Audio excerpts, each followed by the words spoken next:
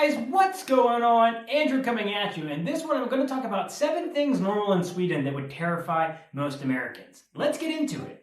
Now, I want to explain that I realize that America is different and there's a lot of different things, but I still think this would shock most Americans. Some Americans would agree with some of the things that Sweden is doing. This video is mostly just for fun, and I'm going to try to keep most of my opinions out of this one if possible, and just speak on how I think most Americans would view these. And then you tell me what you think in the comments below. Let's get into it. Number 1 has to be like giving out your social security number here in Sweden. In Sweden, we have something called a personal number that you use for so many different things. And in the United States, we have a social security number that you use a handful of times of the year. And if somebody has your social security number or it gets out in the United States, the amount of fraud that someone can do, like open up a credit card in your name, a bank account, try to take out a loan or something, there's a lot of damage that they can do. But here in Sweden, when they use this personal number that you have or your social security number, it's usually linked to something called mobile bank ID, where you have to either use a thumbprint, a code, or like Face ID if you want to, in order to unlock certain things. And it's like super convenient when it comes to paying for things, for banking, logging into your bank details. And one thing I find here in Sweden is that we don't have anywhere near as much fraud as we have in the United States. And this would be something that I would think would terrify most Americans, giving out their social security number. Number 2 has to be socialism, or socialized medicine. I do think there's a lot of, obviously half the country is interested in it, but there'll be a lot of people that would be nervous or scared of this because we often hear of all the horrors and the things that can happen. What I can say as an American that lives in Sweden is I would agree that I think that the United States is the best healthcare system in the world if you can afford it. But if you can't, then I think it's a massive problem and something where if you lose at the lottery of life and you get sick, you can be broke. Here in Sweden, we have publicly funded healthcare. Yes, sometimes it can take a long time unless it's like an emergency. But overall, in my personal experience of going through it, it really hasn't been that bad at all, and I've enjoyed it, and I found it to be helpful. And then on top of that, it barely costs anything.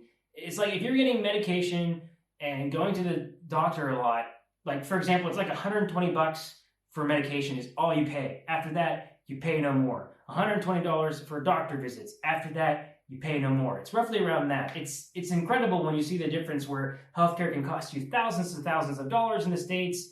But like I said, some Americans would just be afraid of this one. Number 3 has to be gas prices. Gas prices would terrify most Americans that drive every single day. I know there was the gas crisis that was happening in the States because they had to shut down an oil pump because of like a hack in the States. And a lot of people were talking to me about how insane gas prices were. And I was like, really? Well, you should come to Sweden. Because in Sweden, you're taxed for having a car. And on top of that, the gas prices are insane. It sometimes feels like it's like $4 or $5 for a gallon of gas. I'll try to put like what it is on here right up here so you guys can see it. So most Americans would be terrified of that. And on top of that, the sizes of the cars that we have. Because although I see trucks and yeah, there are some bigger vehicles, some American vehicles you see, most are tinier cars that are mostly fuel efficient, which makes a lot of sense because our gas prices are high here in Sweden. Let's get to the next one. But first, our video is sponsored by Skillshare. Skillshare is an online learning community with thousands of inspiring classes for creators, exploring new skills, deepening existing passions, and get lost in creativity. You can take classes like photography, music, film and video, illustration. My Sambo has been using Skillshare for over 2 years and is happy and loves it. I, for one, am excited to watch YouTube success scripts shoot and edit with MKBHD, Marcus Brownie, one of my favorite YouTubers. And it's so much fun and interesting to just see his process and how he thinks and learn from one of the best. It's curated specifically for learning, meaning there are no ads, there's always launching new premium classes so you can stay focused and follow whatever your creativity takes you. It's the perfect thing to do right now with the current world situation. Why not learn something? They're running a special offer through my channel. The first 1,000 of my subscribers to click the link in the description will get a 1-month free trial of Skillshare so you can start exploring your creativity today. Thanks again for Skillshare for sponsoring my video. I highly recommend it. Give it a try. I've really loved the service. The next one has to be gun laws in the United States. In Sweden, there are guns and you can go and shoot, but you really can't have like a loaded gun in your house. You can't have like an assault weapon, and the laws and restrictions in place are quite high. And a lot of Americans would see this as like restrictive of freedom and whatnot. But it's interesting because people still shoot, people still have guns, but we don't have like a necessarily big problem with, you know what, I'm not going to say, I don't want to get demonetized in Sweden.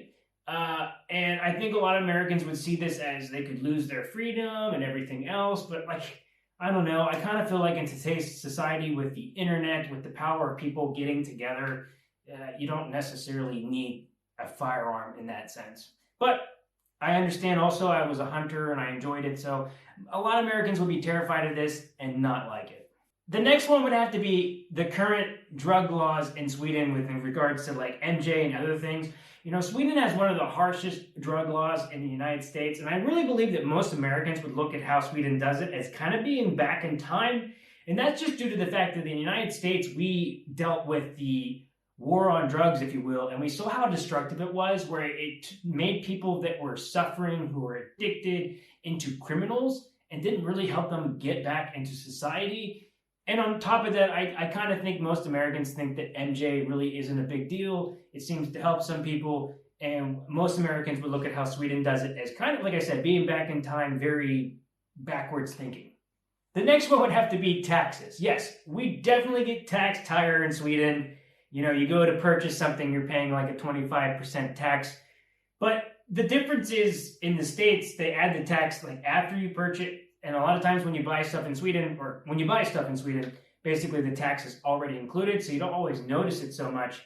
But the thing is, I would think that although Americans will be afraid of the high taxes, personally, I don't mind paying them because I feel like I actually see where they go, and I see that it goes to benefit other people.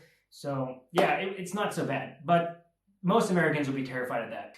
The last one would have to be like drink portions and food portions. Now, I find food portions in Sweden to be somewhat similar. If I go to a restaurant and grab a burger and fries, or I go out and eat, I don't feel like the American portions as opposed to the Swedish portions is so massively different.